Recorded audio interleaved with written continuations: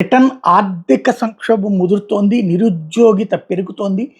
లే ఆఫ్స్ ఉద్యోగాల్లో ఉన్న వాళ్ళ తొలగింపులు పెరుగుతున్నాయి.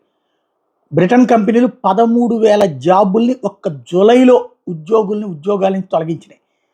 అన్ఎంప్లాయ్మెంట్ 4.9% పెరిగింది. జాబ్ ఓపెనింగ్స్ 7,07,000 2014 తర్వాత, అప్పుడేది కరోనా టైం తర్వాత అతి తక్కువ జాబ్ ఓపెనింగ్స్ ఉన్నటువంటి ఏడాది కింద ఈ 2026 రిజిస్టర్ అయింది. యూత్ అన్ఎంప్లాయ్మెంట్ ఏకంగా 16.1% పెరిగింది. ఇది 2014 తర్వాత ఇంత దారుణ పతనం ఇదే.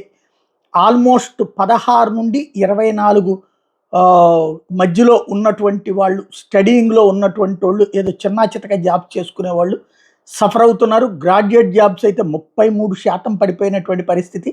2018 తర్వాత ఇంత దారుణ పతనం ఆ వర్గంలో ఎప్పుడూ లేదు. అలాగే ప్రైవేట్ సెక్టార్ వేజెస్ వచ్చేటప్పటికి 2.8% పెరుగుతున్నాయి అంతే. ఇదివరకు 6.2% పెరిగేది 2020లో, ఇప్పుడు 2.8కి పడిపోయింది.